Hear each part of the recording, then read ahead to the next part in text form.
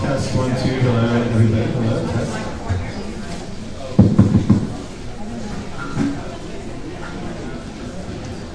So you guys we stand on the side.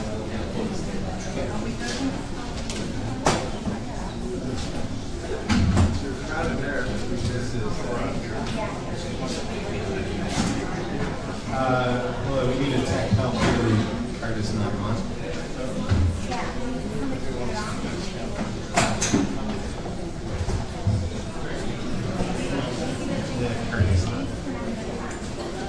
Who's doing the? No, this is the part.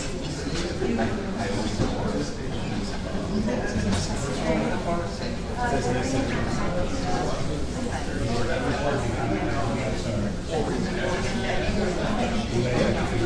Hello, everybody. Hello. My name is Tom Finkelpearl. I'm the Commissioner of Cultural Affairs of New York City and the co-chair of the Mayor's Commission on Art, Monuments, and Markers. And I'm joined here with my co-chair, Darren Walker. And I'm going to give a little bit of an introduction. We have a bunch of our commissioners here huddled on the side. We'll move the table out in a minute. But in order to see the PowerPoint, we've asked them to stand aside. They're going to introduce themselves momentarily. I wanted to just give a couple of notes on access. We have the testimony, once it gets started, will be up these stairs here. If you are, for those who cannot use the stairs, we have wireless mics. And we have wheelchair compatible seating up in front. Also, we will have CART running. It's not running yet, but we're going to have transcription. And so if you want that, if somebody needs CART but can't see it, we have a couple of iPads for access. Okay, thank you again, everybody, for coming. I'm going to run through a little bit of a slideshow to say sort of where we're at and what the commission is and what kind of work we've been doing so far. So this is a public hearing. Obviously, we're having one of these in each borough. We've had 2, and we have 2 more coming up. We're right in the middle of this process. We wanted to say just at the very beginning to sort of remind everybody the way that controversies over monuments is not a new thing in New York City.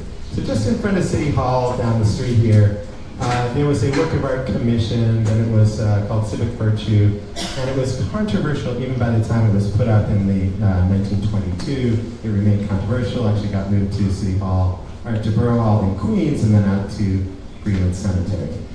So it's these kind of conversations, these kind of controversies have been going on for a long time. This is nothing new, and this is also a national discussion. There's been stuff going on in the South. If you see the work on the left, that's the Robert E. Lee Monument in Charlottesville. On the right, and again, I apologize for it's kind of washed out, but the picture is of a sculpture of Mayor Rizzo in Philadelphia, which has become controversial. So this is going on in a lot of different cities. It is not unique to New York, nor is it unique to our particular moment in time. So because of that, the mayor formed this commission, and we invited Darren to co-chair and invited our commissioners. And the charge of the commission is an advisory commission on city art monuments and markers. Will advise the mayor on issues surrounding public art and historic monuments and markers on city-owned property. By the end of the year, the commission will propose non-binding guidelines to advise how the city should address monuments seen as inconsistent with the values of New York City.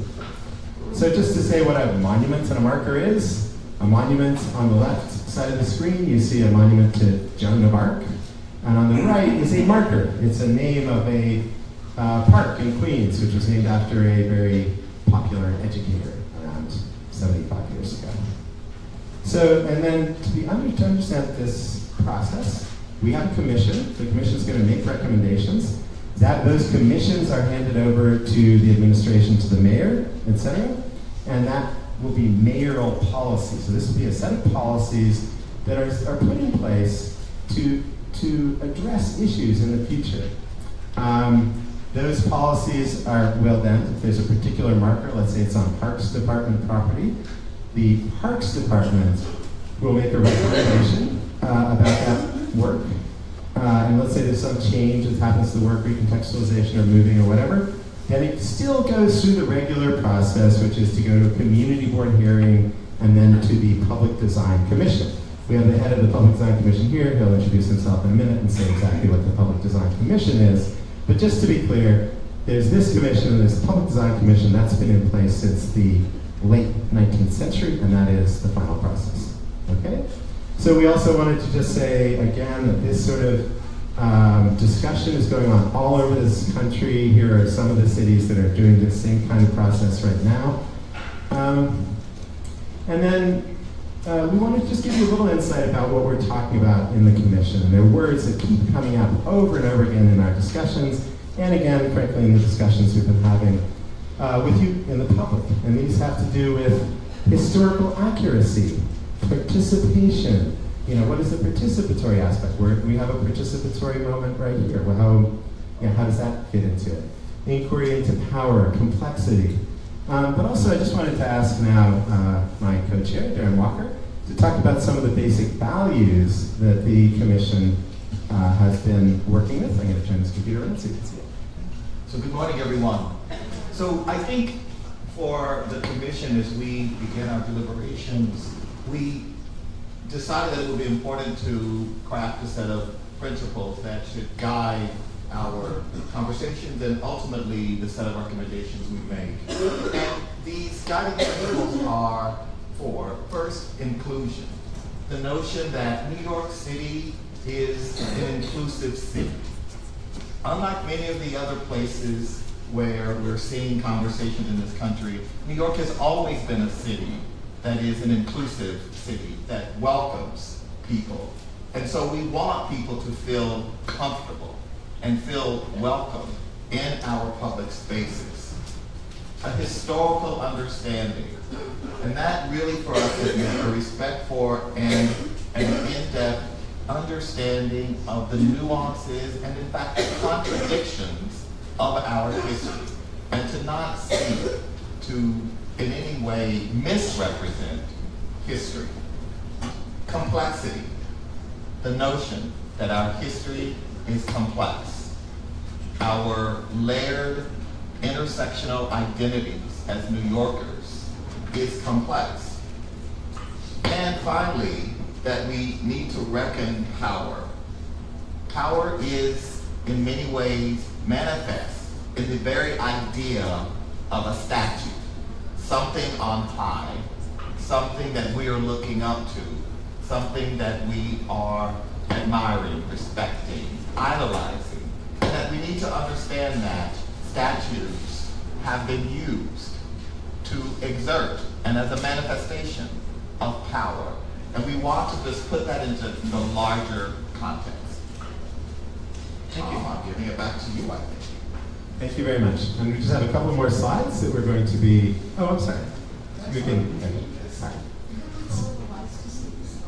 I don't think we actually have the possibility of doing much with the lights. Okay. So, just to say, the way that this has been discussed a lot in the press, etc., has been pretty much all or nothing. Like, what goes up and what stays up and what comes down. And we just wanted to say that there's a lot of other possibilities besides simply something stays or something goes. And I just wanted to give a couple of examples around the country. For example, there could be an art intervention or an artistic project. An artist named Edgar Hooperberg has been doing a project for years that simply is signs that say, here's the nation that resided in this particular place historically. There are other monuments that could be added. There's a picture up of Harriet Tubman up in Harlem. It's a work that was commissioned for that great architect of the Underground Railroad. There are different kinds of temporary things that can happen as well. There's a great artist in residence at the Department of Sanitation who has done amazing work around giving credit to the sanitation workers of New York City. And one of the things she did was create a sanitation truck covered with mirrors, which drives through the city. I don't know if anybody's seen it. And you see your reflection in it. So it's a way of saying to sanitation workers, thank you, which is what she's often said to, for your great service to New York City. But also the reflection, like that garbage inside there is your garbage. See the reflection in the truck. That is some kind of a reflection on the great work that sanitation workers do. So that's another kind of monument.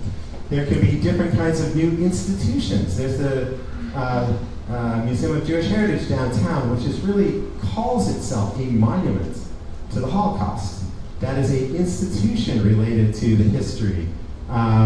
There are educational programs. We've been talking to DOE about how curriculums could teach history and using monuments to teach history, etc. And then finally, there can be also temporary artworks that just simply give voice to people. There's an artist who did a project where he asked people to speak and then put their words up in large, like if we did a project today with this audience and your testimony was put up in huge words in public, that kind of stuff. So I just wanted to say, it's not just an all or nothing proposition. There are many other kinds of options which are temporary works or permanent works or counter institutions, etc. Okay, the hearing format is a traditional hearing format. We're going to sit down now and you guys are going to be talking to us for the next several hours.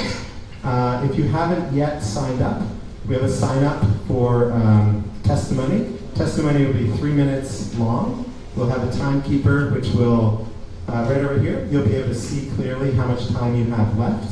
And then there will be a very unsubtle, very loud beep. We'll say that your time is up, and then really a sentence or two after that is, we hope, just wrap it up at that point. If you have testimony that you want to hand to us and give to the commissioners, Nadia over here can take your testimony, we'll copy it, we'll give it out to the commissioners. So if you have written testimony, you can do that as well.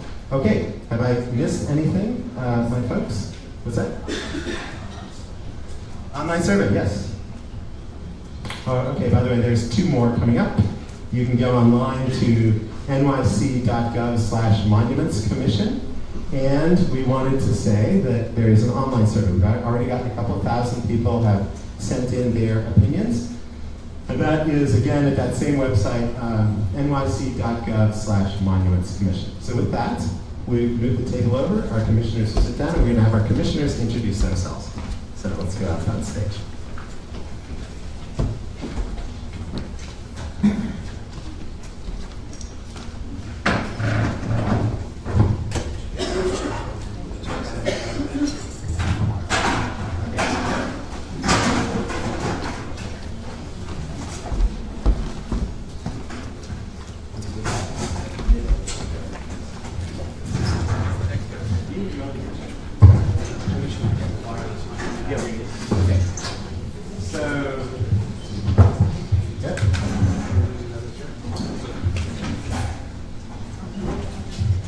Okay, if we can start down at the, we got enough chairs for you?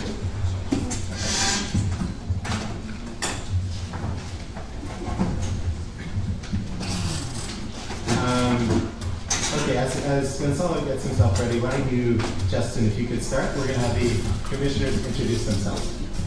I'm Justin Moore. I am an urban designer by background and expertise, and I serve in the mayor's office as the executive director of the Public Design Commission.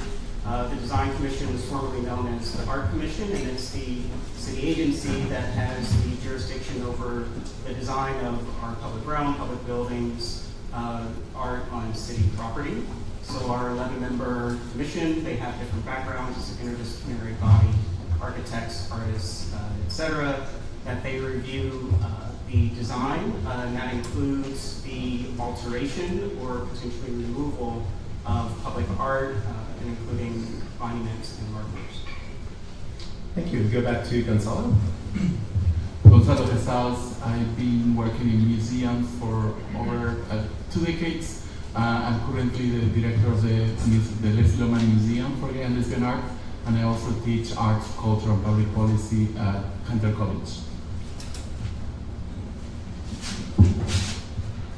My name is Audra Simpson. I'm a professor of anthropology at Columbia University.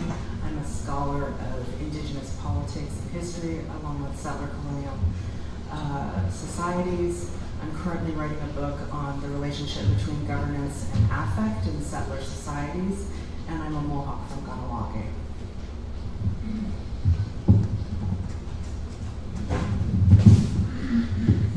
Hi, I'm Harriet Senny. I direct the master's program in art history and museum studies at City College. I teach at the Graduate Center. I've written a couple of books on public art, one on memorials, one on controversy. And after the last election, I started an initiative called Teachable Monuments as a possible way of embedding monuments in school curricula and enabling us to have a conversation that will cross the so-called silos. Obviously, that's become much more urgent in recent times. Good morning. My name is Mabel Wilson. I'm a professor of architecture at Columbia University. I'm also the associate director of the Institute for Research in African American Studies. And the focus of my practice, which is both scholarly and design, looks at African American culture, race, and the built environment. Most recently, I've published Begin with the Past, which is building the Smithsonian's National African American Museum. And I'm currently on a design team that's designing the memorial for enslaved laborers at the University of Virginia in Charlottesville. Good morning, I'm Darren Welker, and I serve as president of the Ford Foundation. I also chair the National Trust for Historic Preservation's African American Heritage Fund, which is committed to recognizing historic markers and memorials and monuments in recognition of African American history and heritage and culture in the United States. Thank you. I already introduced myself. I'm the Commissioner of Cultural Affairs. My name is Tom Finkelpearl, but I also would say that I do have a background in public art. I wrote a book called Dialogues in Public Art, so I have thought a lot about it over the years, and very happy to be co-chairing this commission. Thank you. Good morning, my name is Sean Cavalli. I'm the Executive Vice President for the Wildlife Conservation Society. I'm also the Chair of the Cultural Institutions Group.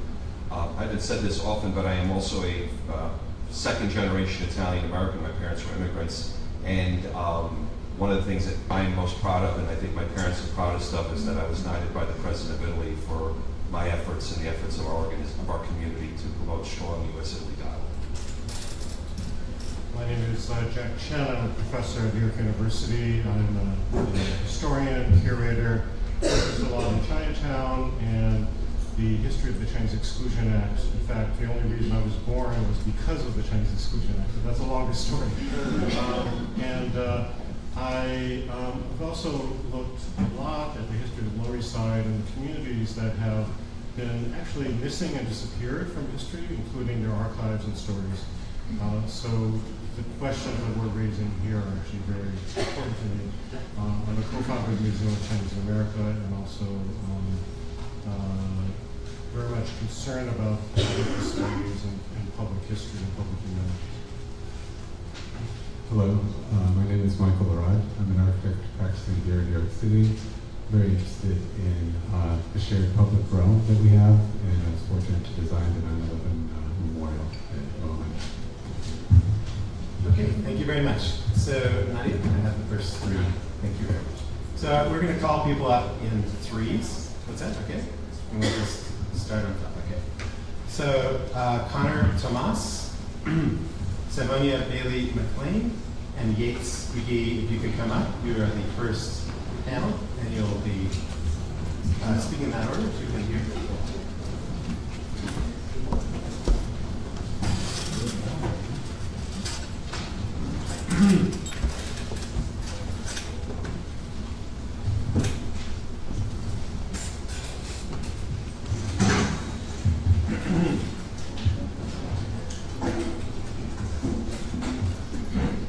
Okay, we'll just go left to right here. And again, you're going to have 3 minutes. The timer is right there on the right. Okay, so speak right into the microphone, please. Your left or my left? I'm saying you're first, yes. And again, if you bring the mic right up.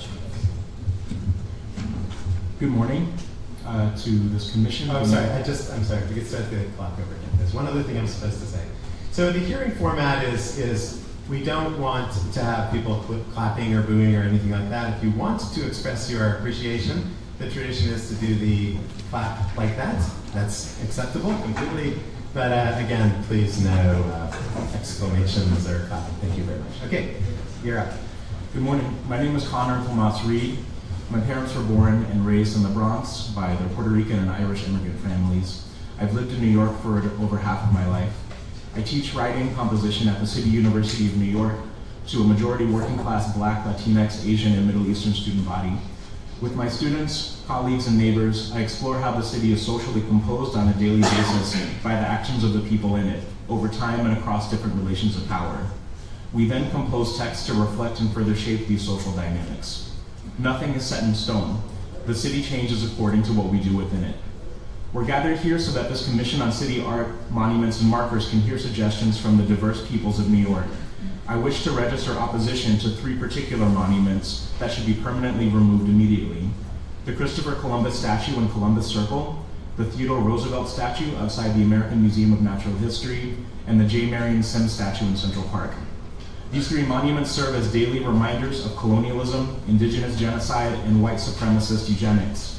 That they are familiar landmarks in the city shows just how much we have inured ourselves to the horrors that they celebrate. Multiple organizations that comprise the diverse peoples of New York have demanded the removal of these 3 statues. The American Indian Community House, Black Youth Project 100, Chinatown Arts Brigade, Decolonize This Place, Eagle and Condor Community Center, New York Stands with Standing Rock, South Asia Solidarity Initiative, and more. I am proud to count my students, colleagues, and neighbors among them.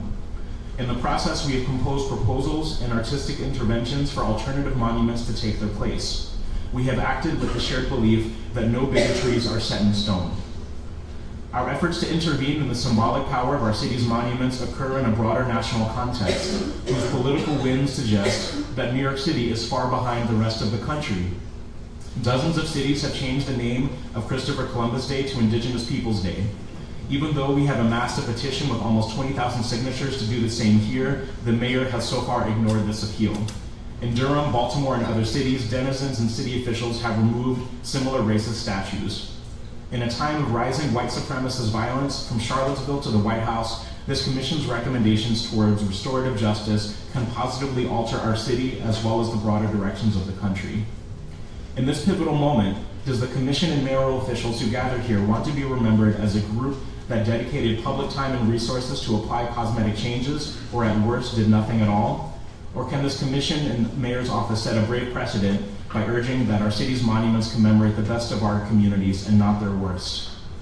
If the commission and mayor's office make the peaceful removal of these despicable monuments impossible, then you make their forceful removal inevitable.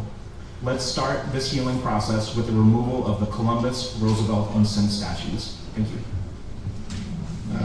Okay.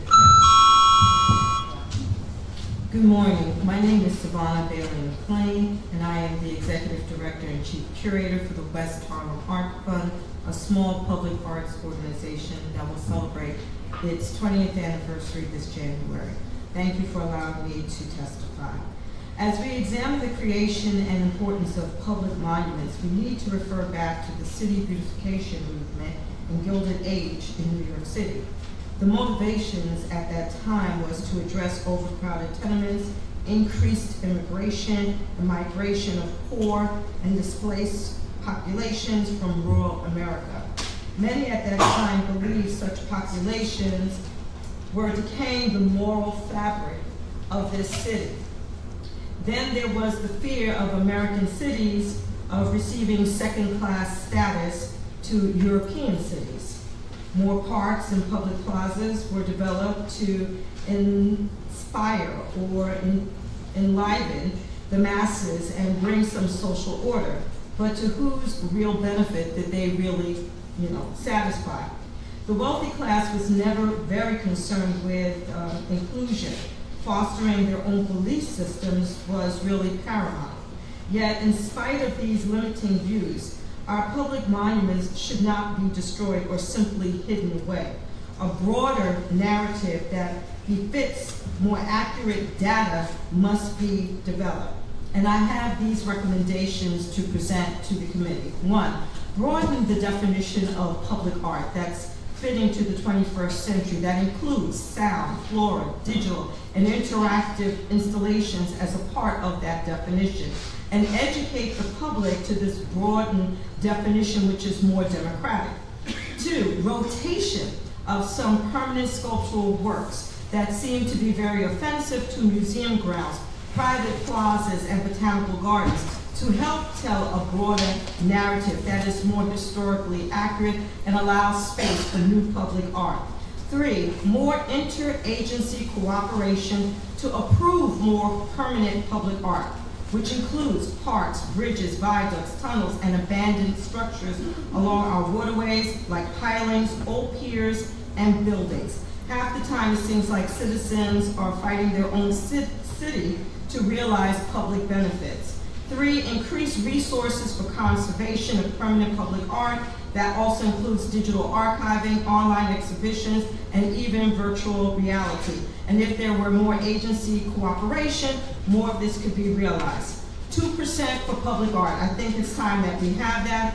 Offer corporate incentives to fund public art like Fearless Girls. Strongly encourage educational institutions to display a portion of their holdings. Thank you. Thank you very much.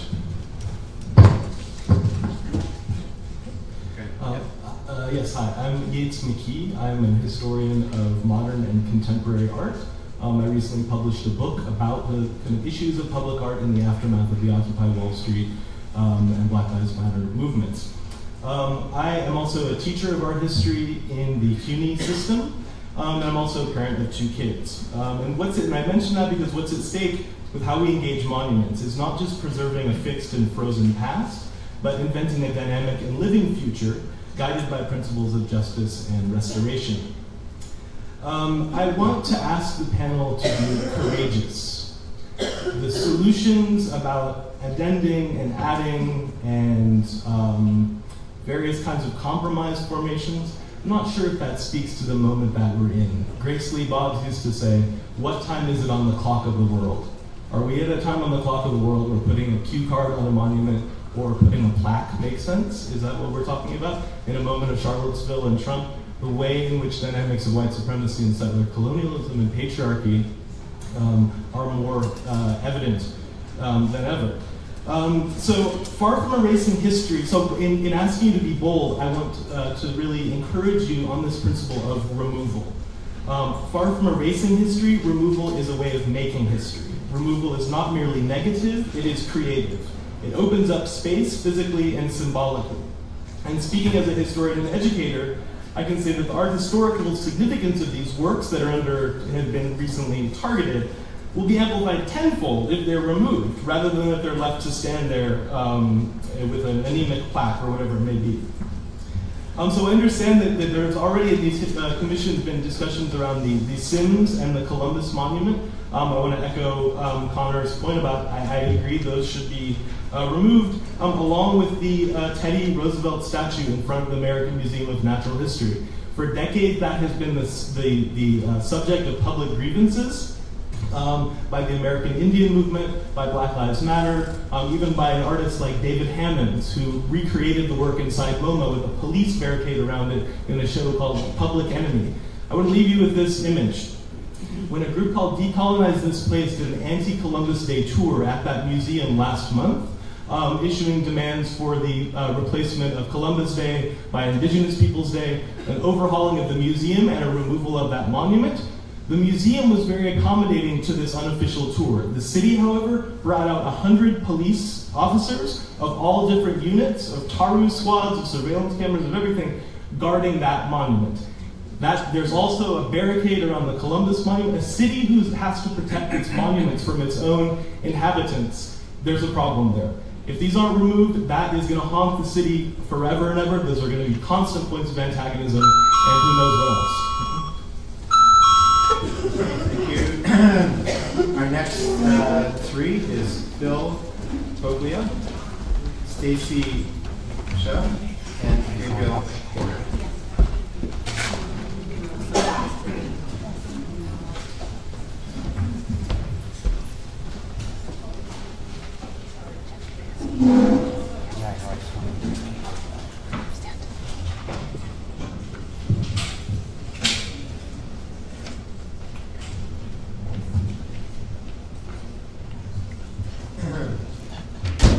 Is Stacy here? Stacy, S-H-U-B, Stacy? If not, we can replace her. Okay, we go on. Judy, is it right? Yes, okay, you're right. Okay. So take a seat, please, and then we'll start with, I presume you're Phil. I am. Okay. Good morning. Judy. Yes. My name is Phil Foley. I'm counsel for the Italian American Legal Defense and Higher Education Fund. We are part of 50 groups that demonstrated this past Saturday at Columbus Circle over the disrespect that has been displayed by people opposing the Columbus statute and, quite frankly, by the formation of this commission. Italian Americans, and I'm one proud Italian American, have long celebrated Columbus Day, nearly 100 years in peace. And Columbus was chosen as someone who we march under his rubric because he was an American icon. He was an American icon that is now represented by the fact that there are 54 cities, towns, and counties that are named after him. One of the largest rivers in our nation is named after Columbus, not to mention Columbia University, our space shuttle, and various other aspects of our life. Italian Americans feel very directly disrespected by this, and it's easy to see why. We have a history of anti-Italianism in this country that is as violent as any other community, starting with the largest mass lynching in this country, the Sacco and Vanzetti case, the internment of Italian Americans during World War II, and most recently discrimination against Italian Americans at the City University of New York, where 42 professors were discriminated against and had to be vindicated by a federal lawsuit. The Italian American response to this discrimination has been one of perseverance and respect for our country. During World War II, while we were being interned, get this number right, 1.2 million Italian Americans served in the military, 18 of whom were awarded the Medal of Honor. Joe DiMaggio's father lost his business and was forced to leave San Francisco. What was his response? He joined the Army. That's the kind of respect that Italian Americans have for this country, yet we are now being told by people who don't understand New York values that somehow this should be compromised and our holiday and our statute should be disrespected. This is an outrage to our community. We're incredibly upset by it, and it won't be tolerated. For 100 years, we've celebrated peacefully. If you want to see New York values, come to any borough in this city during Columbus Day, and you'll see people peacefully celebrating their culture and heritage with pride. And for anyone to suggest otherwise is disrespectful to us and lacks civility. One of the things I learned growing up is you don't tell other people who they should respect and who they should idolize. This is an American icon, Columbus. He's a worldwide icon. And this is the ultimate disrespect being shown to Italian Americans. Thank you. Gabriel?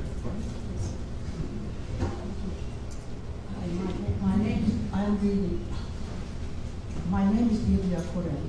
I'm a sculptor. A few years ago, I had the honor. You got to speak right into the mic. Yeah, sorry about that. Can we start it? Yeah. Okay. Go ahead. My name is Gabriel Koren. I'm a sculptor.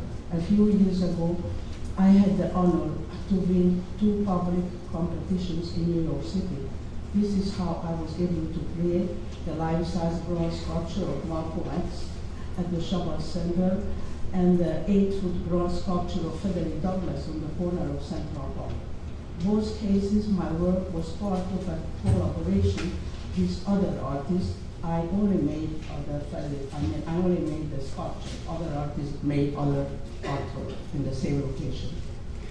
Yesterday morning, I was at the Brooklyn meeting on public monuments, but unfortunately, I had to leave early.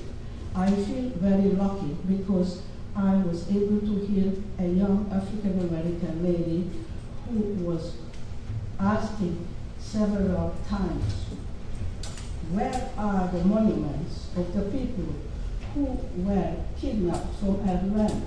And where are the monuments for African Americans whose sweat, blood, and tears built this country?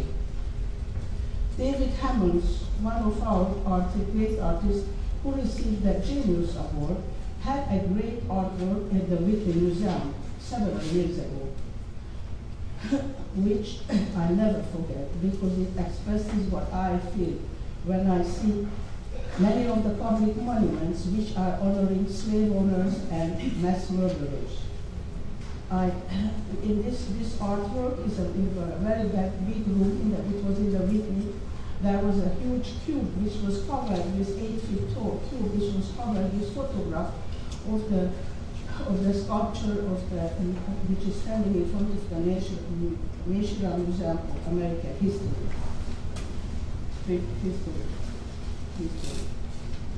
Theodore Roosevelt is sitting on a high horse, and both sides there is a happy slave and the happy Native American is standing next to the master. David Hammons placed packages of dynamite all around the sculpture with all sides. I never forget this work because this work expresses how I feel when I see the slave owner sculptures all over the city and our country. Having said that, I believe that there is not one solution fits all. I have 3 proposals. One is most offensive sculptures, monuments should be removed to a museum with a proper explanation what they did and why they removed from their location. 2, we cannot whitewash history. We cannot whitewash history and remove all the offensive sculptures. This is why I recommend. Can I finish recommend? Yes, if you could wrap up. Thank you. Yeah. This is why I recommend a very big visible sign near all those sculptures, big broad sign, so to explain to the public why they are offensive and explaining why they're offensive. Okay. And the third one is most importantly, I recommend new public works.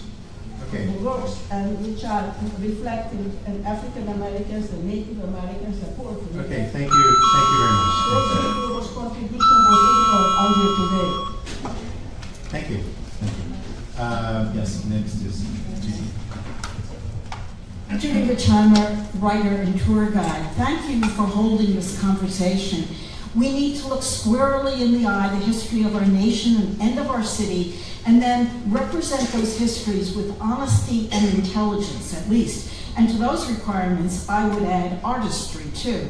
Now, the trick is to keep the conversation going after the work of the commission is done. Several suggestions. Regardless of the compromised reputations of the people being honored, do not tear down their monuments. That removal just ends the conversation in the same way that a secret, out-of-court settlement does little to prevent some future and similar wrongdoing from taking place. Instead, add signage around the monuments, comparable in layout and quality to that erected by the Downtown Alliance and the Bryant Park bid. The text would outline two versions of the lives being honored. The one we had thought was canonical, and another provided to us by more recent scholarship and insight into history.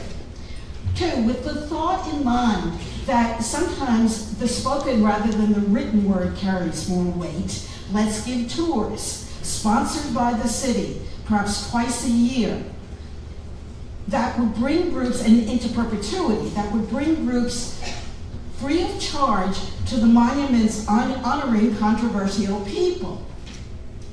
Taking a more in-depth approach than signage can, the guide would address the history and aesthetics of the monuments themselves and give a broad understanding, the good, the bad, and the ugly, of the figures being honored, which would include a discussion of the societies that shape the lives of the honorees. Of course, employ for those tours only licensed guides, licensed by the City of New York. Finally, as Abigail Adams said, remember the ladies, and, say I, the female hellraisers too. In Manhattan, we have but 11 public sculptures of women whose names are not civic fame, memory, or the like. And 7 of those sculptures depicting real women are really small. So while it's cheering that full-scale statues of Shirley Chisholm, Elizabeth Cady Stanton, and Susan B. Anthony are in the works, please someone add to that list Bella Abzug and Frances Kelsey, known for preventing thalidomide from being marketed in the US. Place her across from the New York Academy of Medicine as a kind of rebuke to the problematic Marion Sims, remembering that it is always better to add to history than to erase the parts of it that make us squirm. Okay, thank you. Our next panel is Diane Frere, Joseph Gagliardo, and Alan Singer.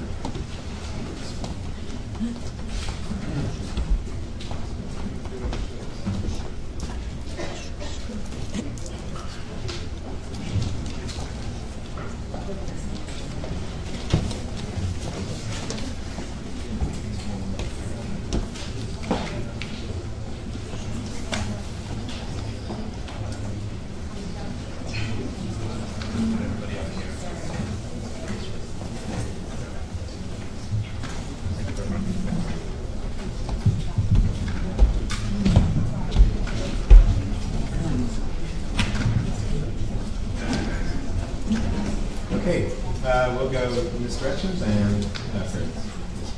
My name is Diane Frere. I'm a filmmaker and the founder and director of American Indian Artists Incorporated, also known as Amarinda. We're the only organization serving the tribally enrolled Native American arts community in New York City. I'm also from Osage and Cherokee Nation, and I grew up on Osage Nation in Oklahoma, but I'm also a New Yorker too. The current movement to emphasize, also I'd like to say that I come now to speak on behalf of the board of directors in the organization, and not for all Native people, but for tribal enrolled artists, and also not for other unaffiliated indigenous groups. The current movement to emphasize the destroying or removal of the Columbus statues may be a well-meaning gesture for some, but for some using the action as an activist political statement is actually only pretext of not offering and offending tribally enrolled Native Americans. It is symbolic and in some ways hollow. Those in the tribally enrolled Native American grassroots community in New York should be honored with equitable treatment by city institutions relative to current political issues involving preserving their present-day legacy and culture in New York City. Pulling down statues in the name of political correctness does not compensate for actual current political mistreatment and discriminatory treatment. In conclusion, Amarinda's position is that it acknowledges the fact that Italian American people have faced discriminatory and exclusionary laws and in fact have been the victims of lynchings and many other attacks. And as such, they have the right to parade and to celebrate their heritage and history in the city with great pride, as any group should have that privilege. It should be mentioned that some scholars have mentioned that Christopher Columbus may not have in fact even been Italian, but possibly Catalonian, in which case the so-called honors have been going to the wrong man for many years. In addition, the mere removal of the statue, as well as the designation of any kind of plaque or alternative monument merely mentioning the Native American Holocaust in the Western Hemisphere is not sufficient. But these actions should be supported by actual real-life actions that speak to the redressing of real-life current issues and discrimination that is being perpetrated against Native Americans in New York City today. Thank you. Joseph. Yes. Good morning. My name is Joseph Guayado. I am the President of the National Council of Columbia Associations of Civil Service. I represent 110,000 Italian Americans in civil service across the United States, but primarily inside of New York City. We protect your streets, we serve our citizens, and we do it with pride. We did not make riches, we're not famous, we're just normal people doing day-to-day work and representing the city of New York in an everyday way. This removal of statues of any sort, to believe that today and now is the time in history where we're smarter than anybody that has come before us or anybody that will come, is just wrong. It is a great divide, and it's a great divide between cultures and heritages. Italian Americans made Christopher Columbus, because it was accepted by America, part of our family. We weren't taught that he was great, we were taught that he was a voyager. He took the same voyage that Italian Americans needed to take, that Italians needed to take to get away from oppression in a country that was raided, looted, and stolen from, where our goods were taken from us, by every country in Europe, including the Moors. Nobody gave us an apology, nobody gave us restitution, nobody made us a separate country within the country. We were just given a passport and told that we can leave anytime we want. We came to America and we did just that. We're proud of what we did, we're proud of what we're doing. The very important thing that we should be doing as a commission and as a people is coming together, removing this stuff. Literally, it is in stone. Removing this stuff did not do anything but create odds against cultures and heritages. This has got to stop. We need to be able to look at anything that came up in the past and understand why it was put there and why it needs to be removed. It was put there to be able to entice Italian Americans to come here. It gave us greater influence, it gave us greater power as a non-English speaking class to be able to better ourselves, and that's what we did. It was more important to us than the Statue of Liberty. Statue of Liberty that was an influence from another country. And so we should be looking at what it was that caused that monument to be built. We should be looking at why it is that we need to take it down, what it is that this country, that we're afraid of right now, and then we should put up more to be able to educate the future of every single culture, not just the people that believe that this is the time and place that we all are the smartest people that have already walked this earth or that are going to walk this earth. If we move what is literally in stone, then we are making it permanent, and we're saying that we are smarter than everybody else. Thank you. My name is Alan Singer. I'm a historian at Hofstra University and a lifetime resident of New York City.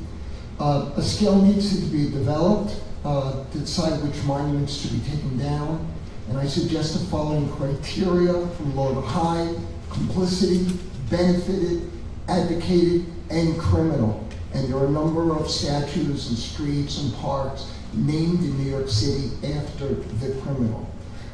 If we decide to eliminate everything, we'll end up eliminating the name of New York City, because the Duke of York headed the Royal African Company, the leading slave traders in the 17th century.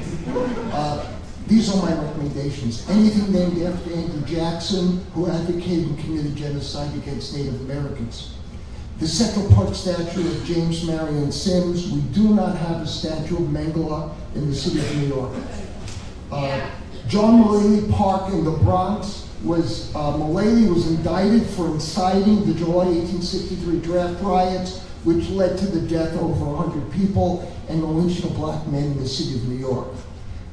Central Park statue of Samuel Morse, who during the Civil War advocated for slavery and was an opponent of emancipation. Samuel Cox in Thompson Square Park. Cox argued that the United States was for whites only and was one of the leading opponents of the 13th Amendment to the United States Constitution. Sims murdered in the name of science. Mullally was indicted for inciting riots. Their statues have to go. Last, I propose renaming Metro Tech Commons in Brooklyn. It was the site of the former Bridge Street AME Church. It was where Brooklynites gathered to greet the Emancipation Proclamation. It should be known as Grand Emancipation Plaza. In Brooklyn, I'm known as the rapper Reese's Pieces, so I need to end.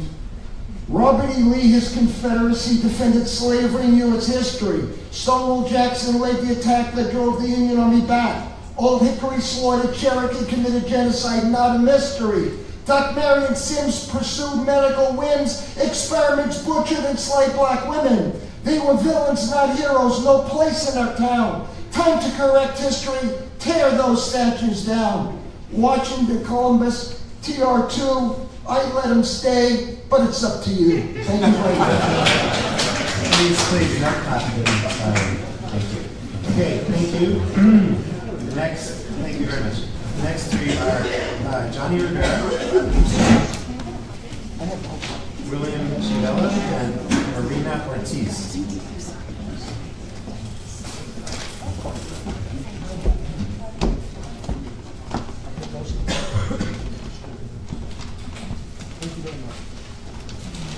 So that's, do we have, and you are Johnny Rivera, William Chivella, I guess it is, and Marina Ortiz. Okay, we have Nadia, do you have more cards? I think we only have two. Yes, I'll bring them upstairs. And so I'm sorry, you are William and you are Marina. So we're missing Johnny Rivera. Can I have another card, please? Thank you. Matthew Geller. Matthew, if you could just.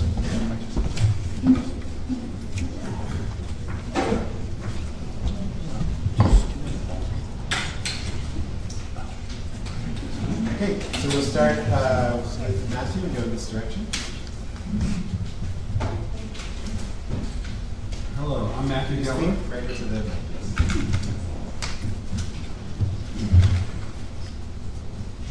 Hello, I'm Matthew Geller. I'm an artist. I live in New York City, and I received the Department of Cultural Affairs Consent for Art Public Art Commission 6 years ago for an artwork to be installed in the New Myrtle Avenue pedestrian plaza in Brooklyn.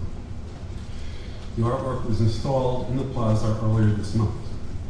I mentioned this to say that I'm very familiar with the city's review and approval process for public art, monuments, and public spaces. I've also done public art commissions in other cities, so I have some basis for comparison. Sustaining communities requires places, public spaces, beyond the home, the workplace, and houses of worship, where conversation is the dominant activity, and a wide range of people including regulars, casual drop-ins, and relative strangers who congregate. Public spaces, sometimes named in honor of a person, and the usual home for monuments and public art, at once belonged to no one, and as I know you've all heard at these hearings, belong to everyone. Cultural and social relationships created in public spaces help us sustain our sense of community, decency, and our respect for diversity. The effectiveness of these spaces in this regard are influenced by its name, its design, its artwork, its markers, and its monuments. If we are to address the issues that are being highlighted at these hearings, we must reform the review process for markers that commemorate public spaces and public art, as the process is fundamentally flawed. My Myrtle Avenue Public Art Project and the design for the plaza itself, for example, required the approval of a community board, a bid, a half a dozen departments and 2 city agencies, 3 city agency commissioners, and ultimately the Public Design Commission. The review process is onerous, expensive, and at times Kafkaesque. The process doesn't nurture the most innovative, forward-thinking, well-considered decisions. I hope the advisory committee's advice to the mayor includes a recommendation for reforming the structure for reviewing and approving parks, open spaces, streetscapes, art, commemorative, and other historic markers. Because without a new process, it will be extremely difficult to address the complex, nuanced, emotion-laden issues that are the focus of this hearing. Thank you. Thank you. Marina.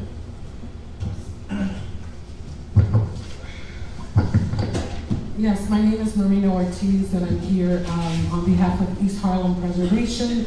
I'm also a member of the coalition to remove the J. Marion Sims statue. East Harlem Preservation has been demanding the removal of the J. Marion Sims statue for over 7 years because we believe that a monument honoring a white Southern doctor who experimented on black female slaves without anesthesia or consent does not belong in our community. Our campaign was greatly inspired by earlier efforts by activist Viola Plummer, who began calling attention to Sims' cruel experiments soon after the publication of Harriet Washington's book, Medical Apartheid, in 2006. Since 2010, East Harlem Preservation has sponsored petition drives and public forums. We've also engaged in direct actions with local performance artists, community residents, and members of the New York City chapter of Black Youth Project 100.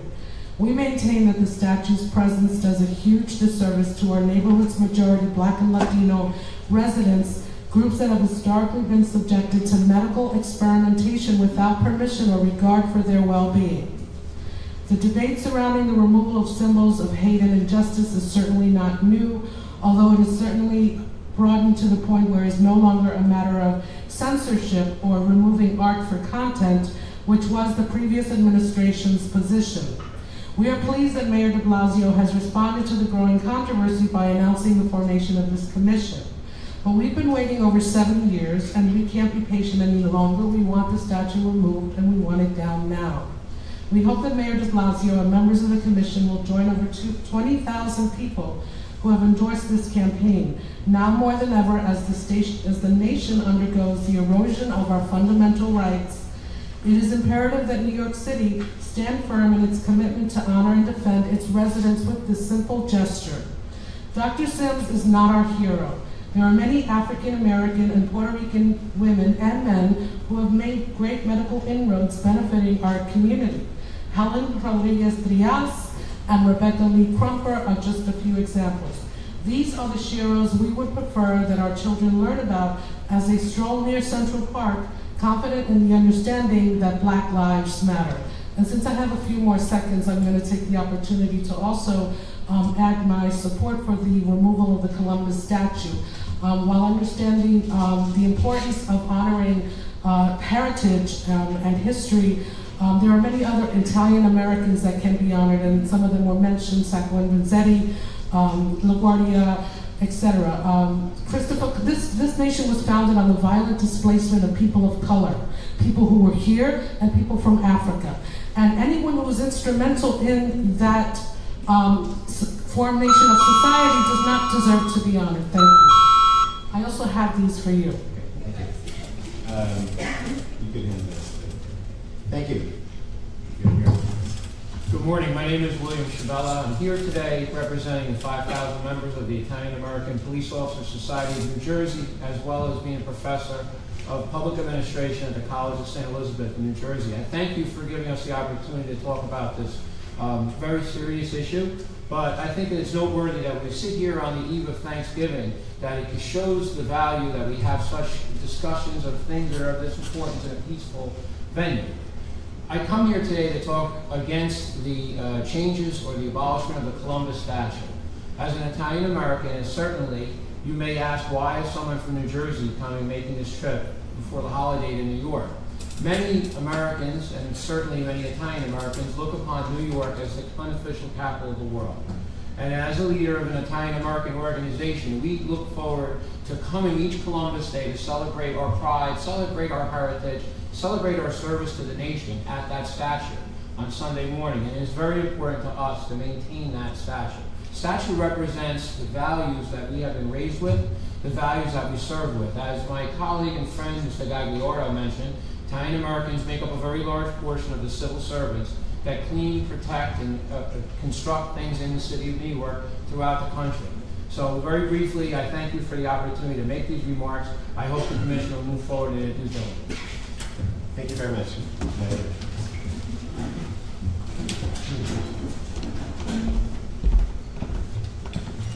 All right.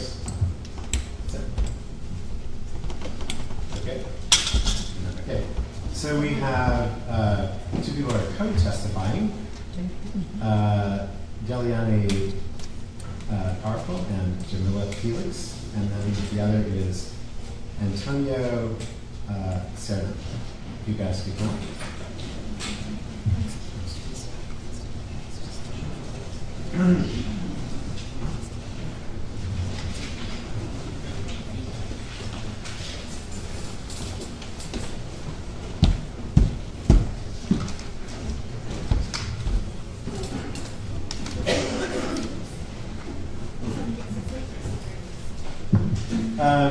You get 6 minutes, but it's going to beep after 3. Okay. All right? Okay, so we're going to do the 3, and then because there are 2 of you, that's the interrogation. Go ahead. Dear committee members, before you stands or sits 2 people who have felt, who have experienced, who have lived, whose mothers have lived, whose mothers, trans siblings, fathers, communities have lived through and survived everything that has tried to kill us or make us smaller. I, Dwayne Powerful, a queer agender femme whose existence and voice has continuously been disvalued. And I, Jamila Felix, a Black female survivor of multi-generational trauma, are members of the Black Youth Project 100 New York City chapter, and draw upon the strength of our ancestors to stand in front of you here today to confront the history and current day existence of reproductive oppression and demand reproductive justice. We specifically demand justice in regards to the multiple statues in the city of New York that pay tribute or homage to the people who have harmed, experimented on, or owned Black, Brown, and or Indigenous people. This includes the monument of James Marion Sims that stands at the corner of Fifth Avenue and East 103rd Street. Sims is not the father of modern gynecology as this statute claims. Sims was an unextraordinary man, a title he gave himself in his autobiography, who performed excruciating, painful experiments on Black women and femmes in a makeshift hospital in his own backyard. The true mothers of gynecology are Narca, Betsy, Lucy, and the 11 other unarmed Black women and femmes who were subjected to Sims' torture. White supremacy has no one form or manifestation. It isn't only Confederate flags and statues. This country's foundation, stolen from indigenous people, tilled and built by Black people, use exploitative and violent methods to build a constitution, a democracy that doesn't truly listen to the people most impacted by the harm enacted. Now, when we tell you that we are in pain, when we use these constitutional amendments to exercise our rights to our voice, our body, liberty, and justice, why don't you hear us? Instead, you tell us to pacify our anger, silence our trauma for 90 days. This tells us how much we are not valued, how invisible we are. Sims report operations without anesthesia only on Black people, Black women, and Black people with uteruses because of the popular notion that Black people have a higher tolerance for pain than whites. And yet here we are, blatantly perpetuating the same erroneous claims that Sims operated under. There are explicit examples in our history that show that this country has never allowed memorializing of any person or thing that has caused harm to white American people. However, it is silently agreed upon that Black people can and will live with the pain of existing under the memorialization of their oppressors forever. How can we condemn overt forms of racism and anti-Blackness? How can we sometimes, never, address physical violence against Black people but never address or condemn the emotional violence? Never address generational trauma. When research and equal social framework models have shown us that racism and racial trauma can have a direct impact on racially marginalized people's health. Is there no commitment to health? And if so, whose health do you all prioritize? It's time to look at sexual health advancements. In regards to Sims, his discovery of the treatment of rectal vaginal fistulas was one of many flukes. As mentioned before, he had set up a makeshift hospital in his backyard and believed that his use of silver sutures during one of his captives, Americans, surgeries was the reason they did not catch an infection afterwards. He then proceeded to use this method during all future surgeries. He asserted that he had made, perhaps, one of the most important discoveries of the age for the relief of suffering humanity. Through this, he claimed to have healed women's fistulas. However, to this day, none of his claims have ever been proven. In this context, we need to look at Sims' treatment of vesico-vaginal fistulas not only through the lens of the good they may bring some people now, but we must also look at their beginnings as a way to address and heal generational trauma among Black people. We ignored the years of medical experimentation on Black people. We know the history and the story of Henrietta Lacks, the Black woman whose cells were harvested without her knowledge or consent, but how many other stories have been lost, forgotten, and simply ignored? Taking down memorials, statues, flags is just a step. It isn't the end for this fight for Black liberation. But for Black people, Black women, Black people with uteruses, these monuments are constant reminders that we are disposable and insignificant. The existence of statues like Sims are indications of just what and who the city of New York stands for. There have been conversations of allowing the statue to remain and instead inserting plaques literally beneath and around the Sims statue of Black women and people he experimented on. But this is just another reminder that there is a desperate desire and voyeurism of Black pain. This is just another reminder that Black people are unworthy of visibility without the presence of a higher, wider, and more oppressive power. The suggestion of placing a plaque literally beneath the statue represents the role Black people have been forced to endure. Always being below, always being looked down upon, always less than. We also seem to forget that the fistulas these Black enslaved people had were often results of rape, infections left untreated, poor nutrition, and other consequences of their horrid living conditions. Historians argue that taking down the Sims statue will erase its history, but that history is forever ingrained in our soils, in Black bodies. We can never shake it, we can never forget. The removal of these statues is not in an effort to forget, but in an effort to begin to somewhat heal. However, this process cannot begin until our city recognizes the harm it continues to support and perpetuate. Our city does not hesitate to spend money on memorializing oppressive figures in history, yet we have yet to see any form of reparations to settle up and recognize, one, the Black and brown people whose bodies were used for the development of technologies like Puerto Rican people and the pill, and two, the Black brilliance by way of doulas and midwives whose very birthing techniques have been medicalized and profited off of while they have received nothing. Everyone in this room is alive due to the explicit, blatant, and intrusive use of Black bodies. Everyone in this room owes their life to Black women and femmes. In closing, we demand the statue of Sims in Central Park be removed. We demand that all Confederate and racist statues in the city of New York are removed. We demand that these statues are replaced with monuments of either the victims, their families, or other forms of reparations. We demand the list of symbols of hate be made public and the listed monuments be removed. We demand that no restrictions be placed on the previous demands like 90-day rules that were acted upon immediately. We demand visibility. Thank you. Antonio. Hi, my name is Antonio Serna. I'm an artist and cultural worker in New York City. As I listened to the testimonials of the past few days, I noticed that the subject of monuments has stirred up a lot of fear, hate, and misunderstanding. So much so that I feel that from day one, the priority of this commission should have been to educate the people of New York City on the truth about its history, so that it can finally reconcile with its violent past.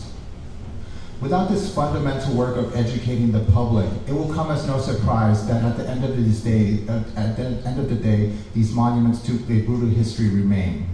In fact, these forces and the specter of dispossession are still with us today, now only justified by the city apparatus of democratically elected and appointed officials privileging for-profit developers over its people. If you look at the population shift on the coastal fronts and the city centers of New York, you will see a mostly white racial majority spreading, and the Black and Latino populations are being pushed further out, where city resources are scarce or into homeless shelters. It is no coincidence that New York City's homeless families now number close to 60,000 and are disproportionately Black and Latino. New York City is by far one of the most diverse cities, but also one of the most segregated. In the summer of 2016, New York City had the chance to do what was right and allow African-American artist Aaron Bell to express his feelings related to the lynching by way of his public monument, Stand Tall, Stand Loud, designed for Riverside Park. Instead, the New York City Parks Department forced him to censor his own work and remove the symbolic noose from his sculpture. For this, I am ashamed of being a New Yorker. I'm ashamed that to this day we do not give the space for people of color to express their own history and concerns, and the means to exercise self-determination in designing their neighborhoods and the monuments in this city. But if there's something that has given me hope today, it's what's happening in cities all across the United States. Today, I am proud that for the cities that have renamed colonial holidays to honor Native Americans. Today, I'm proud to hear that the southern town of Charlottesville has removed 60 monuments and secured $4 million in reparations for African-American citizens, 250 which were set aside for an African-American cultural heritage center. Today, I am proud for the southern state of Mississippi, who with the work of Equal Justice Initiative, will open the first ever national monument to the victims of lynching in 2018. 4,000 names will be memorialized in the 6-acre monument.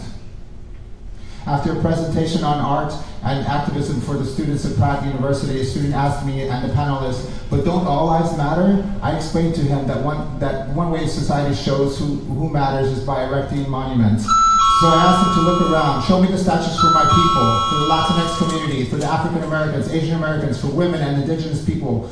Then you tell me, do all lives really matter for New York City?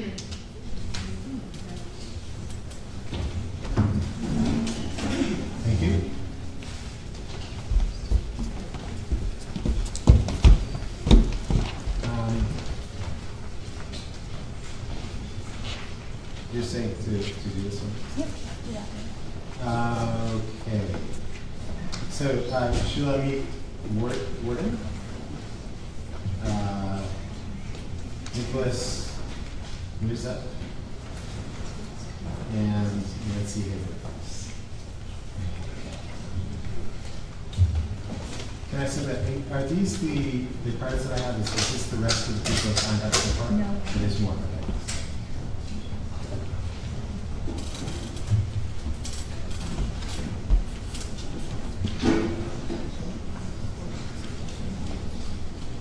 Okay, and you are, actually, so if you have testimony, you're supposed to give it to Nadia, and we'll distribute it to the. Okay, and you are. My name is Shirley Warren. Okay, Microphone. Microphone. Okay, good, go ahead. Thank you to co-chairs Darren Walker and Tom Finkelkraut, and to the members of the Mayoral Advisory Commission on City Art, Monuments, and Markers for allowing me the brief opportunity to speak today. My name is Shulamit Warren-Kluter, Director of Policy and Special Projects for Manhattan Borough President Gail Brewer. Like many cities, states, and countries, New York City is discussing how to address monuments and statues with challenging histories and associations in our midst. This conversation is needed and will ultimately bring a greater understanding to how we highlight the role of monuments in public spaces and how we engage with them. The conversation on the presence and impact of monuments has been ongoing for some time. We saw a spike in dialogue following the disturbing gathering of white supremacist and Nazi-affiliated organizations opposing the removal of Charlottesville's Robert E. Lee statue. This is not the only statue with such a troubling legacy, and there are few cities that can avoid confronting these issues. Here in New York City and East Harlem, a coalition of community members, my office, and other neighborhood stakeholders have been debating the presence of the Marion J. Sims statue and have participated in community-led meetings advocating its removal. How should New York City approach its own reckoning with history? Perhaps we should begin by examining other countries for models on how to present history. Indian cities have taken different approaches with British Raj period statues. Coronation Park in Delhi, India took all of its colonial statues and put them in one park. The public land where these reminders of a painful past now sit has not erased its imperial origins, but rather collected painful symbols of it and then allowed their potency to dissolve. I suggest this commission seek out and research examples from other countries and places, as these may broaden our own perspectives on what our choices might be moving forward. Another idea would be for all statues to include a plaque, perhaps with an accompanying app or website maintained by city sponsorship, providing fuller information about the person or persons depicted in them and their historical context, the good, the bad, and the ugly. Our city does need more statues and monuments that celebrate the contributions of its diverse communities. Our heritage as a city built by waves of immigrants, forming a tapestry of vibrant cultures, is one of our greatest strengths. As you may know, Borough President Brewer was deeply involved in working with the Department of Parks and Recreation and other stakeholders to realize the Elizabeth Cady Stanton and Susan B. Anthony Women's Suffrage Movement Monument. Slated for a 2020 unveiling on the centennial of the ratification of the 19th Amendment, the monument will stand on the mall in Central Park, and its place on Literary Walk was dedicated ceremony earlier this month. The monument will be the first figurative piece depicting real women in Central Park, and will be the park's first commemorative sculpture installation since 1965. Our statues and monuments must include more women and more people of color, and we should look to public-private partnerships to expand statues and monuments beyond our city's parks to include placements in pedestrian plazas and city-regulated, privately owned public spaces, otherwise known as parks. Thank you. Thank you. Next. Good morning. My name is Nicholas Miazov. I'm a professor at NYU. I teach in media, culture, and communication, and I write about politics and visual media. So this is very much central to my area of concern. And I want to speak to you specifically about the Theodore Roosevelt Monument that's outside the American Museum of Natural History. So I've done research on this. And I want to speak about it very specifically to say to you that this is not simply something that refers to racism, it incarnates racism. It incarnates a theory of racial superiority that is visible and cannot be explained away. Visual media impact us far more quickly than a lengthy text, as you're experiencing this morning, right? The length of time it takes to explain something compared to the visual impact. Roosevelt died in 1919. Immediately, the director of the American Museum of Natural History, Henry Fairfield Osborne, proposed a monument and memorial that was opened in 1936, and the statue was inaugurated in 1939. Osborne was a believer in what he called Nordic supremacy, and this theory also entailed the potential decline of white dominance unless immigration was to be controlled. And these are ideas that are far from departed from our national scene, as we know. The American Museum of Natural History becomes instrumental to Osborne's policy of eugenics. They hosted the International Congress of Eugenics in 1921. It proposed restrictions on immigration, and in fact opened a whole wing of the museum called the Hall of Public Health, which was designed to promote eugenics and to control immigration. Now, the equestrian monument, which is outside to this day, visualizes Osborne's belief in racial supremacy through the now discredited so-called science of craniometry. This is measuring skulls. And the idea here is then that the perfect skull has a vertical forehead, which is extremely hard to find in an actual human being. So what they did was suggest that you would find it in Greek statues.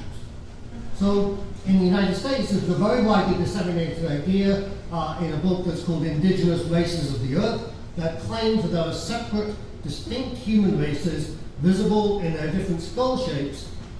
So a statue is not a depiction of a racist idea, it is a racist idea. In the equestrian monument, Roosevelt's skull is close to vertical, while the African figure has a sloping forehead, and the Indian the most sloped of all. And the very word, the unfortunate racist term slope head, indicates that this false claim of cranial angle still influences present-day racist caricature, most often applied now bizarrely to people of Asian descent. You can see it in the movie Pulp Fiction, amongst other places. So it's not a question that people at that time had bad ideas and that we censure the monument for that, but that it actively visualizes racial stereotypes. Thank you. Thank you. Nancy. Hi, my name is Nancy Kager, and I'm a citizen of New York, interested in this topic. Building on, as a PS to the comments of my neighbor here, a week or two ago there was an interview on the radio with an African-American man who had brought his two sons to the Museum of Natural History. Looking at the statue, one of them said to his father, "How come he gets to ride the horse?" So these statues have meaning, and I think maybe it would be helpful to make some kind of distinction between the function of a public park and a museum. Where do people go in order to be educated? Where do they go in order to enjoy nature, picnics, bird watching, whatever they do, without fear of encountering something that is going to be painful or offensive to them because of their particular heritage? So I guess very simply, I would be in favor of removing all of the statues of the type that were described as the gigantic person that you look up to who's a symbol of power, and replacing them with artworks, with sculpture. I live in the West Village, and in my neighborhood, in the Hudson River Park, there's wonderful sculpture, not one offensive figure. And I feel that there are teachable moments from many of the sculptures that have been described here, and I think that there ought to be places where that teaching can happen, but I think there should be places where we can escape from things that are offensive, and especially in such a multi-ethnic city, it's going to be hard to find any figures that are not going to be bothersome to somebody. So I guess that's what I have to say. Thank you. Thank you very much. Our next panel is Mary Ann Nicosia, Todd Klein, and Hal Snyder.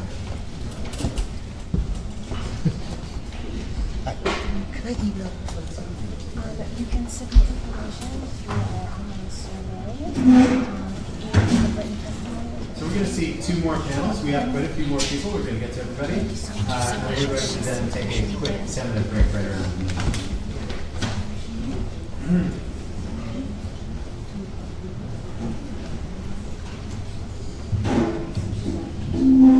Okay, Mary Ann.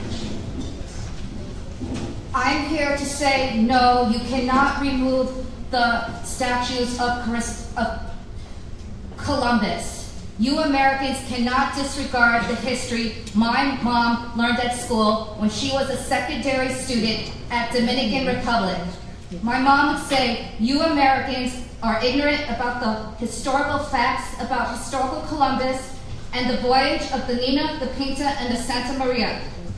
The truth is, you can't compare Columbus to Adolf Hitler, Osama bin Laden, Jack the Ripper, Charles Manson, Ted Bundy, and Nathaniel Gordon, the slave trader. You Americans don't know the history my mom learned at school when she was a secondary student at Dominican Republic. Yesterday, I was at Brooklyn, and yesterday, what I felt was most important to say was, you Americans don't know that my Hispanic mother from Dominican Republic thinks that Christopher Columbus is a hero. But everyone today should know that my mother, Rosa Celeste Valerio Nicosia, thinks that Christopher Columbus is a hero. My mom was born June 8, 1939 at Dominican Republic. My mom got her high school diploma at Dominican Republic. My mom came to the USA back in '72 when she was 32 years old. My mom has been a U.S. citizen since 1988, so no, you can't kick her out of the country if you don't like what I have to say. What I was able to say yesterday at Brooklyn was, the reason why my mom can't testify herself is because she's 78 years old and her health is not the best. What I didn't say yesterday was, I wish my mom was here to testify herself. I feel my mom's testimony, it would be most authentic and heartfelt.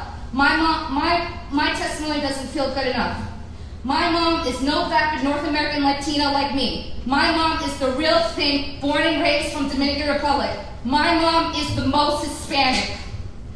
I could say you know your mama is a Latina when she has read the El Diario newspaper, watches Casa Cerrado, knows who is Julio Iglesias, but loves Mark Anthony. Hey, you know you're a North American Latina like me if you've gone to a Norwegian party and have danced to merengue music. Maybe I should be a funny girl and say screw Columbus. Mama didn't make me rich and famous like J-Lo, but I am here to say, I love you, Mom. Everyone should know that my mother, Rosa Celeste Valeria Nicosia, thinks that Christopher Columbus is a hero. Peace. Thank you. Next is Todd. Todd, yes? Yes.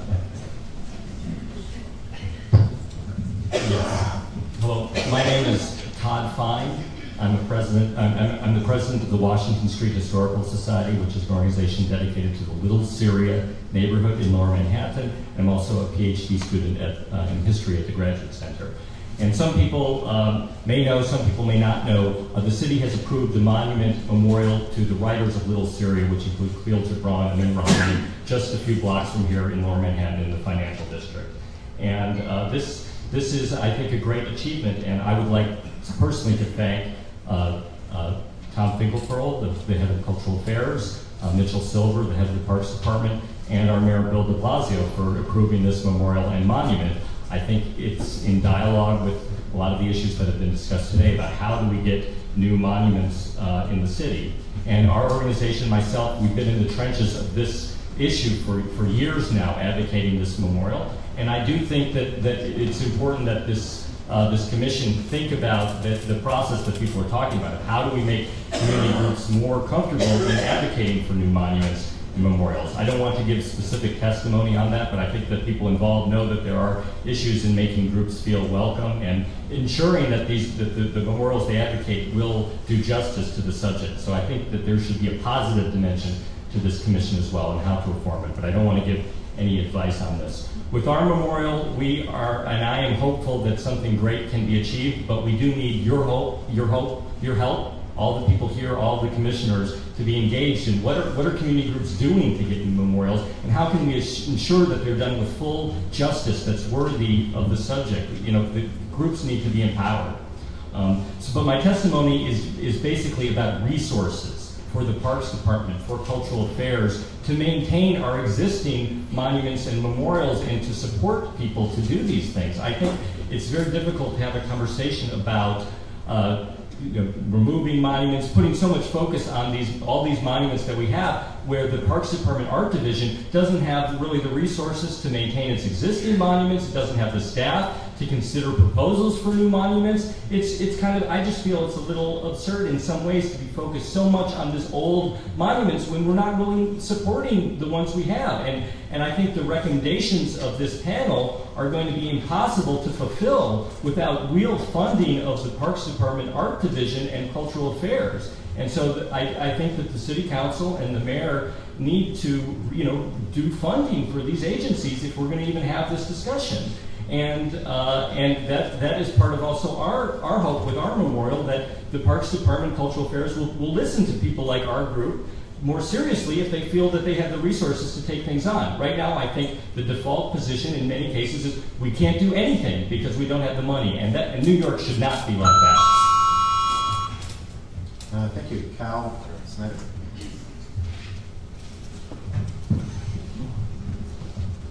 Yes, good morning. I want to thank the Commission for the opportunity to testify. My name is Cal Snyder. I'm a historian of New York's cultural and military history, affiliated with the New York Historical Society since 2006, leading walks to many of the city's monuments, and teaching seminars for public school teachers on the use of monuments for instruction in art, in architecture, and in history. I authored Out of Fire and Valor, the only comprehensive survey of the city's war memorials from the Revolution to the present. I question one of the basic premises of the Commission. It's that decisions about historical fact and events and objects, the idea that it should be made by a mayor who has preemptively announced that historical traces of our city's life, which he has personally disapproved of, should be removed. And he has a commission to assist him in doing so. I'm going to cite one example to explain why I believe this goes to the heart of all of the discussion that we've had today. There is a pavement insert on Lower Broadway honoring or denoting the parade given to Pétain, the Marshal of France, in the 1930s. The members of the commission are probably familiar with it. The mayor has already announced that it must be the first to go. Now, this marker does not praise Marshal Pétain. It just, or even denote that he was the hero of Verdun in World War I. It just says that he got a parade on a given date. Like most of those insert strips along Broadway. Now, in World War II, Marshal Pétain became the president of Vichy France. This is because it's very difficult for me. And became responsible for allowing the Nazis to deport 50,000 Jewish children from France to the ovens of Auschwitz. A crime for which neither we nor history should ever forgive him. But he got the parade in the 1930s. It's a historical fact. It doesn't honor him. New York did that. It was New York that honored him. We honored him. And that is a historical fact. And this is the problem that needs to be remembered and reflected upon when we think about all of these memorials that have been debated today. I also want to say in closing that the funding of the Arts and Antiquities section of the Parks Department is a high priority. They have over 3,000 monuments to take care of now, and they have only 2 staff. Okay, thank you.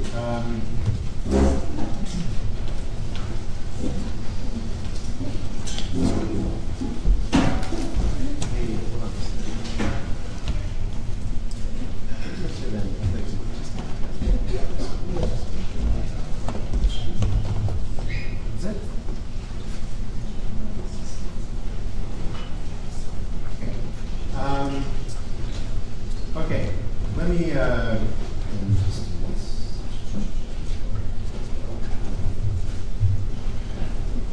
okay, I would maybe just depart from the meeting format and say that the mayor did clarify that the marker for Pétain will be one of the first to be reviewed, not the first to be removed. That was clarified later. I just wanted to say that publicly. The next panel is James Kaplan, Glenn Cantave, and Carmine Musumeci. And then we're going to have one more, and then we'll have the or no.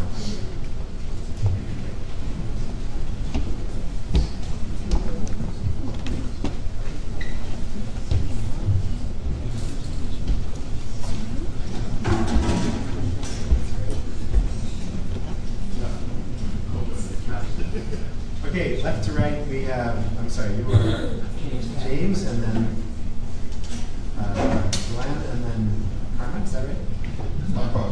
Yeah, okay, so we'll start with James. We'll go to Mr. Yes. My name is James Kaplan. I'm the president of the Lower Manhattan Historical Association, which is a civic organization consisting of individuals and members of various historical groups whose purpose is to promote the very rich history of Lower Manhattan and educate people about the history of Lower Manhattan and events which they may not be aware. In this connection, we have annually organized a celebration in honor of the American victories at the battles of Saratoga and Yorktown and Trinity Churchyard, the commanding generals of which are buried in Trinity Churchyard, Alexander Hamilton and Horatio Gates.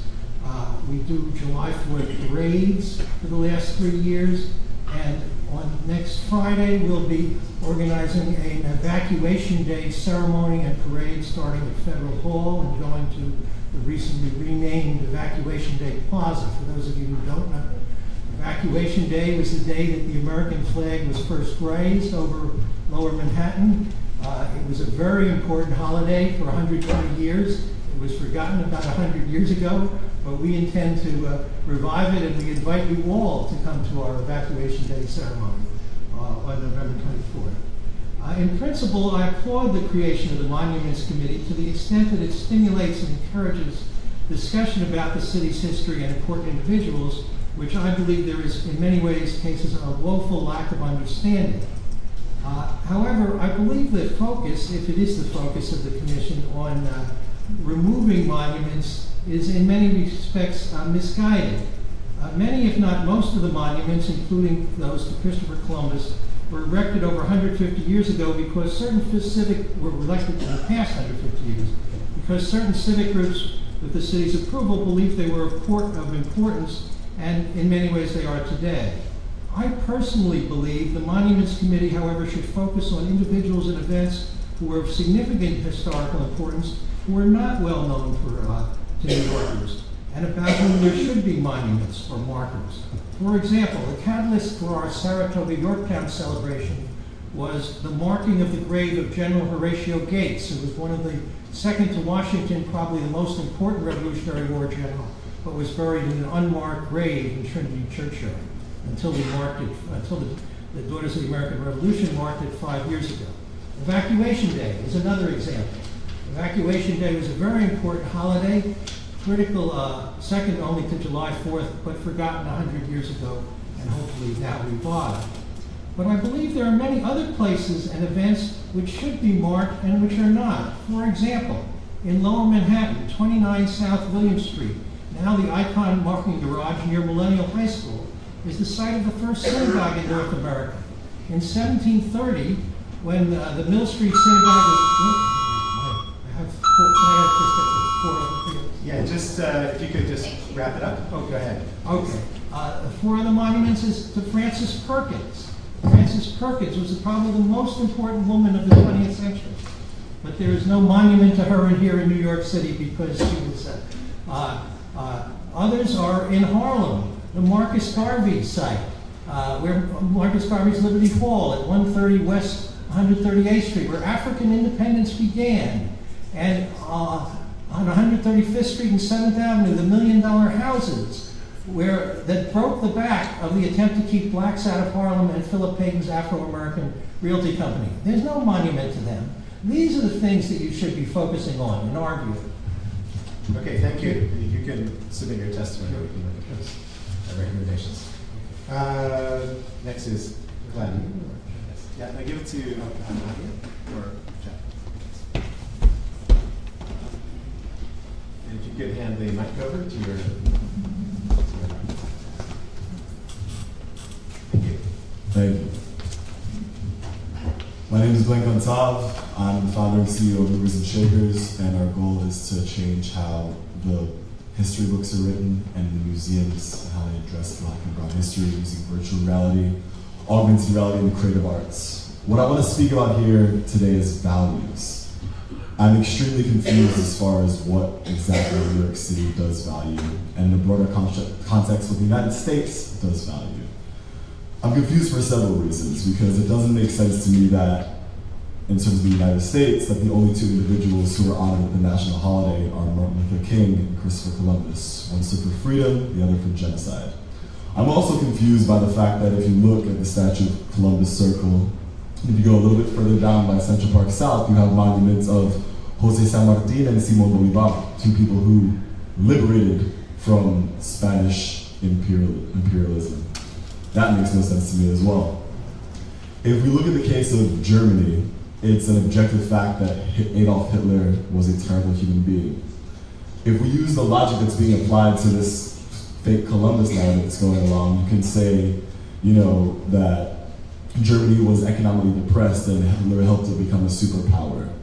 And that, they made a lot of money and they became on the map, but the simple fact is that no one glorifies him because he was objectively a terrible person. And they maintain the history so that ideally something like this would never happen again. But In the case of Christopher Columbus, you have someone who, after 25 years, decimated 80% of a population. You have someone who wrote in his own diary that 9 and 10-year-old girls were in high demand. So this is, once again, his own words, a primary source. So my question is, does New York City value terrorism? Does New York City value genocide? Does New York City value pedophilia? I'm asking these questions because this is not just an indigenous issue, it's a Black and Latinx issue as well. The majority of the millions of Black and Latinx people are here because of the compounding effects of the actions of Christopher Columbus.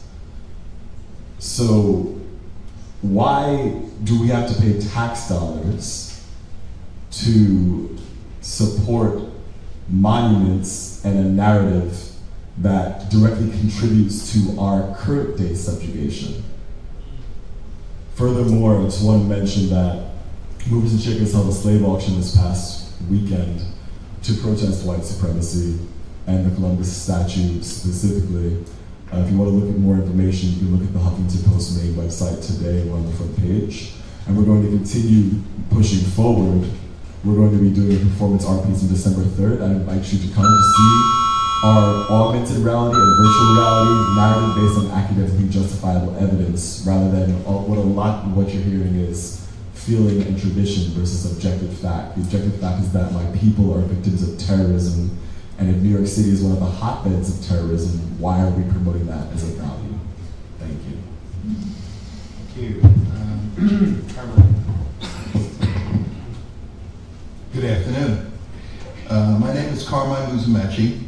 I am an attorney. I live here in Manhattan, but even more so, I was raised 7 blocks from here in Alfred E. Smith projects. My grandparents immigrated here 110 years ago from Sicily, and they lived on Monroe Street in the what was referred to by Robert Moses as the slums of the Lower East Side. We never regarded it as slums, we regarded it as home. And home was something that got taken away from us during urban renewal. But I digress a little bit. I am a national director of the Knights of Columbus, an organization which bears the name Columbus. Proudly, 135 years ago, an immigrant priest in New Haven chose the name of Columbus because he served the immigrant community of New Haven, the immigrant community that was beset upon by many people in America by saying, Irish need not apply, Italians need not apply. Yes, that was the America of the 1880s. Only 10 blocks from here is the original Cathedral of St. Patrick's, which the ancient order of Hibernians had to protect from being burnt down by the Know Nothing Party. Yes, that was the 1880s.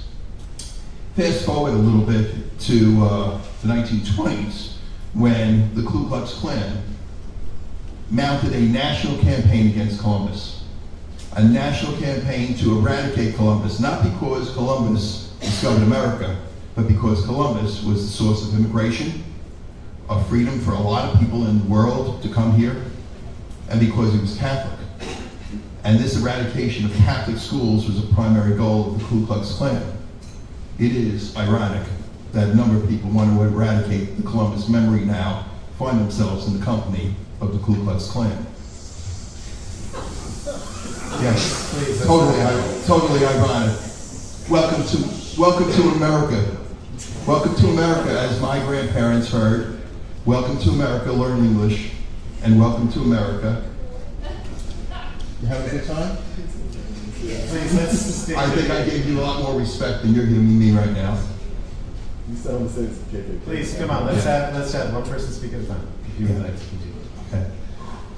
I think you should be well aware of the fact that eradicating Columbus as a loyal son of Italian descent is an insult, a disrespect to my grandparents, to my parents, and an insult to my children who still live here in Manhattan. Yes, we are now 4 generations here. We chose to live here. We want to live here. But we're afraid to live here now because our American values, our heritage is being attacked. Yes, I think that the days of freedom for us may be questioned by the affront that is now being mounted against Columbus in the name of some sort of nouveau historical bent.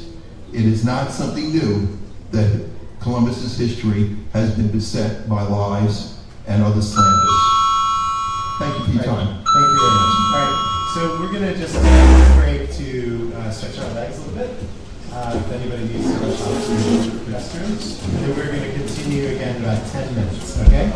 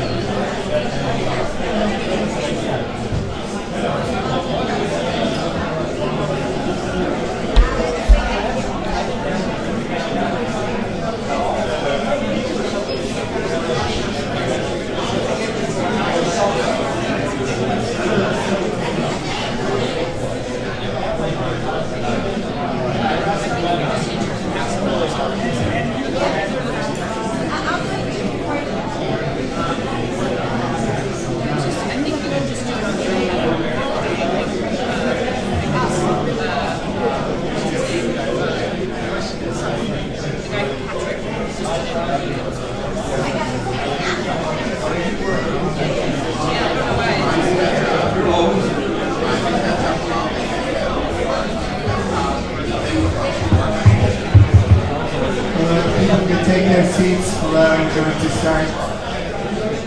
We can have the commissioners come back up to the top.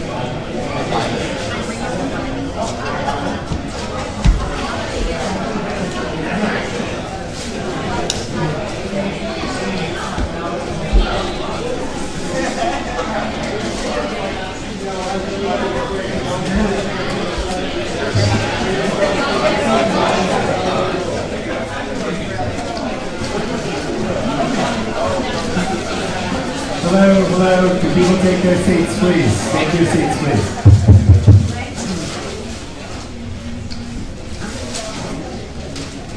Okay. Do you have any commissioners who are out there somewhere?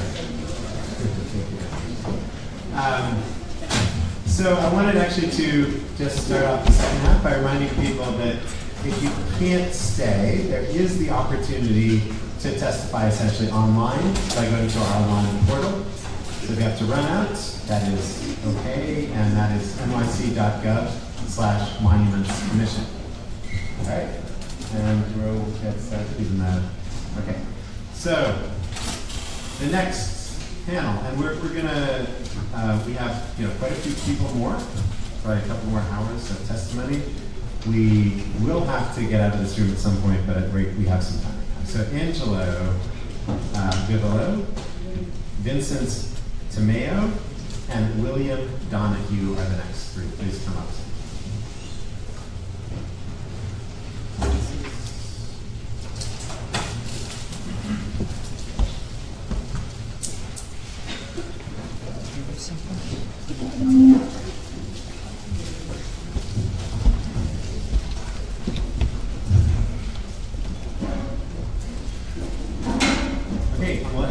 Are you Vincent? Yes. Okay. Hold on, let's wait 1 second for Mabel to take her seat.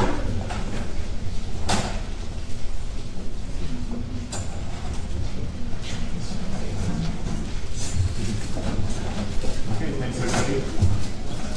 And Vincent, you are up. Thank you. Go ahead. Yes. Yes. Yes, you are. Thank you. Hello? Yes. Okay. Thank you very much. I'm here today as a New Yorker and a proud Italian American. I also stand before you as the 14th president of the Columbus Citizens Foundation, a cultural and philanthropic non-for-profit institution that provides over 700 annual scholarships to students in need and oversees New York City's annual Columbus Day Parade of Fifth Avenue.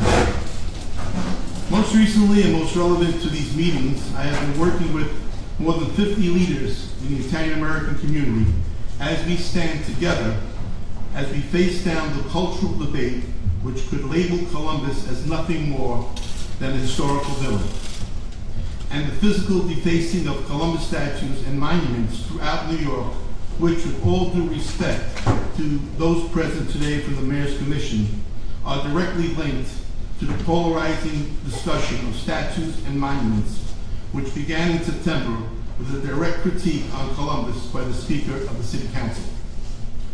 Over the years, Columbus Day and the Columbus Monument have played a vital role in Italian American acceptance and the celebration of Italian culture. The statue of Columbus at Columbus Circle was created by renowned Italian sculptor Gaetano Rosso in 1892 and founded by Italian immigrants to the newspaper sales. In fact, many of the statues on Columbus were financed by Italian Americans. Though it is not often discussed, the Italians who came to New York and other destinations in the 1800s were met with intense discrimination and in many cases extreme violence, and not the least of which was the largest mass lynching in United States history, which took place on March 14, 1891, with 11 Italian workers acquitted by a jury but lynched by a mob organized by the mayor of New Orleans. It is against this background of discrimination that we as Italian Americans embrace the figure of Columbus, and as a result, these statues often financed by our ancestors. It's an emotional and historical significance to the community that I am so proud to belong to. I'm an Italian American, and I am also a New Yorker, and the New Yorker in me celebrates and cherishes the great diversity of the city that we share. I support and applaud the efforts of more recognition for indigenous people of the Americas, and particularly for those tribes from the New York State area. Indigenous culture must and will be celebrated, but as a proud Italian American, I cannot accept that the celebration of indigenous people will require the erasing of Columbus and the history of Columbus in America. No government agency or commission should determine what we as citizens should believe. Every citizen has the right to determine their own beliefs and make their own educated judgment of Columbus. There should be no plaques or kiosks with a revisionist view on the statue.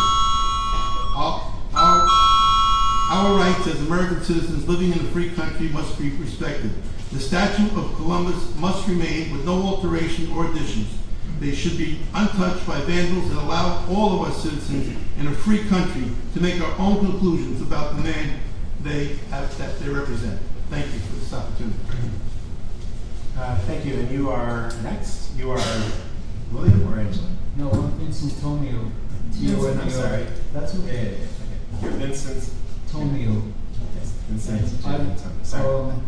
Hello. Thank you, ladies and gentlemen, for attending. Now, I don't know if that's politically correct, but excuse me, because I never know what to say anymore because I'm using the same word and do not all have the same meaning.